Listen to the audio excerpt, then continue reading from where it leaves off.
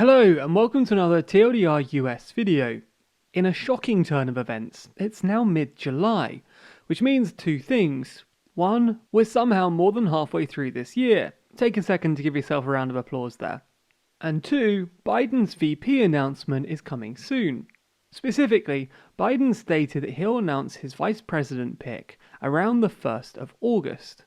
But like most important things in 2020, the vice presidential selection process is talked about by all, but understood by few.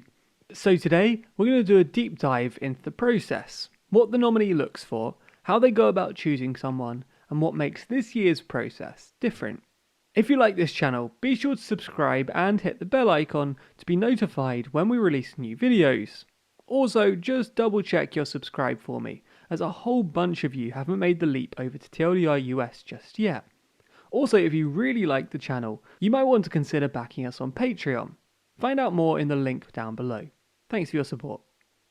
So, first things first, what kind of person is Biden looking for?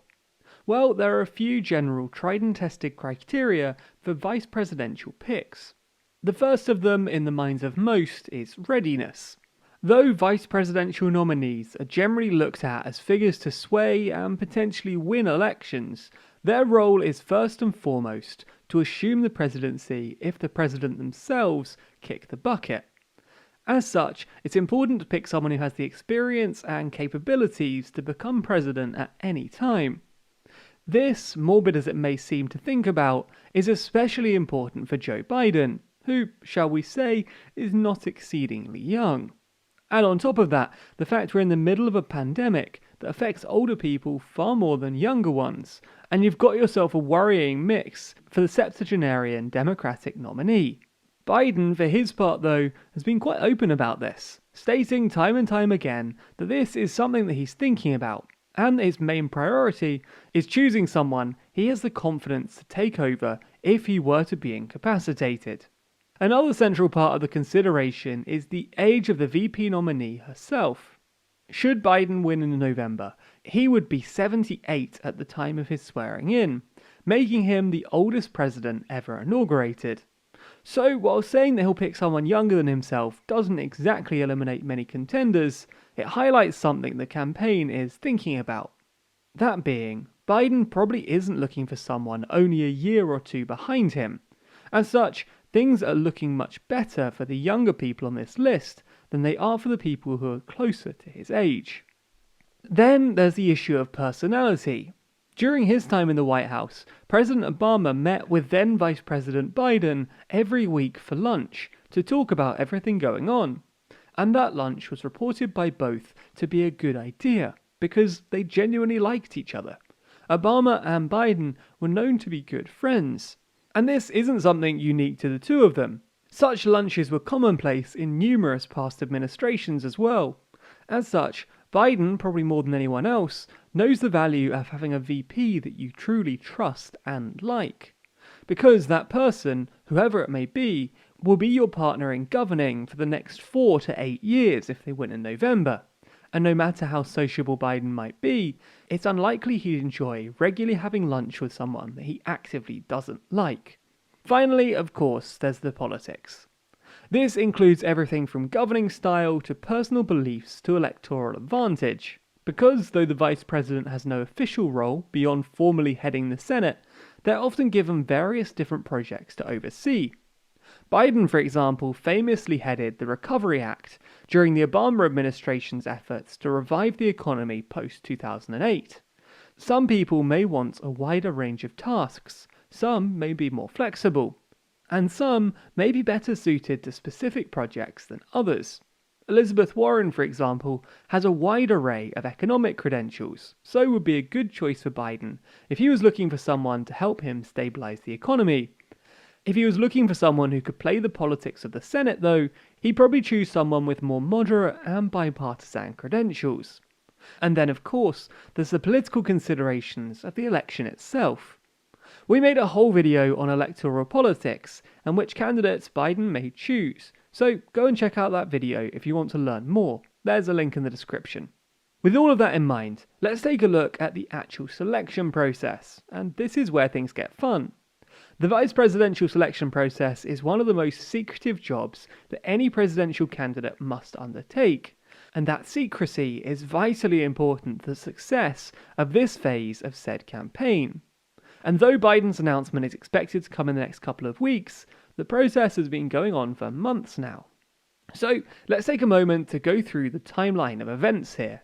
At the beginning, the nominee starts with a list of around 10 to 15 people that they think generally fit within the guidelines we discussed earlier. After that list is established, the nominee's campaign will begin a deeper level of research, digging up any and all information they can find on the people on the list. After a few people have been weeded out for various reasons, another set of research is done. This layer is much more intensive and requires the considered person's involvement. Lawyers will examine their pasts, economists will examine their taxes, and campaign officials will examine their lives. This phase of the process is incredibly invasive, and as such, some candidates simply refuse to be vetted, out of fear that unflattering details could be revealed and leaked to the press. After this, the list of potential candidates is generally narrowed down to around 5 people. At this point, the nominee will send their top advisors to interview the remaining candidates. Finally, the nominee themselves will sit down with each of them to get a personal feeling for them. It's hard to understate how much effort goes into keeping this entire process secret. Almost no one, even within the nominee's campaign, knows who's on the shortlist or who's being vetted. The only people kept in the loop are the nominee's closest advisors and a select group of lawyers and economists. Most people in the campaign will only learn who's been selected when the nominee breaks the news to the rest of the world. This lack of detail means that the campaign has a chance to really make a splash during their announcement, but it also means that reporters are even more desperate to get information. Because if there's one thing that makes people want information, it's telling them that they can't have it. As such, reporters have tried every method under the sun in their attempts to get an early scoop on who the nominee is eyeing.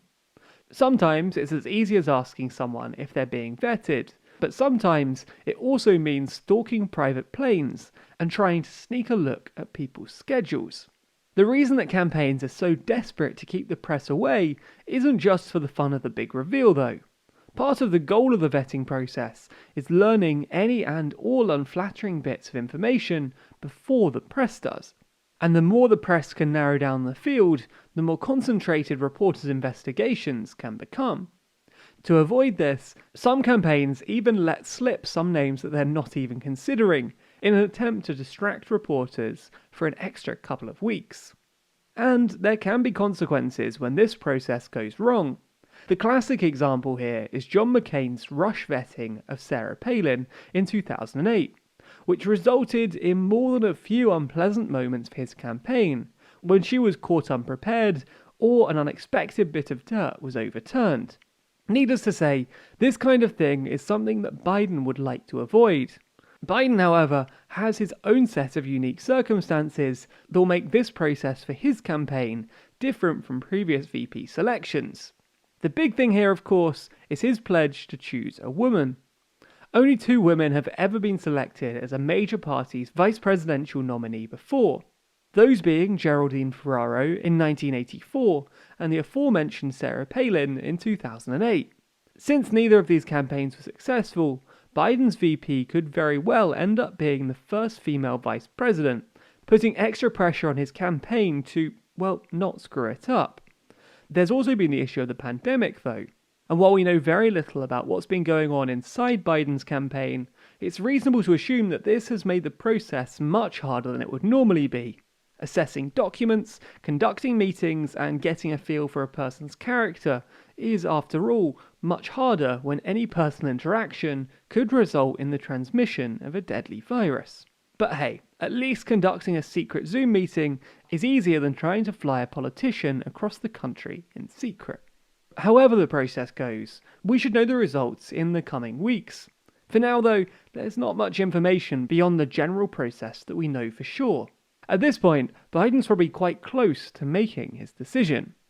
Since we already made a video talking about who Biden's likely to pick, we'll leave the speculation here. Although it's worth saying that one prominent figure, Amy Klobuchar, eliminated herself from the process, saying that she believes that Biden should pick a woman of colour.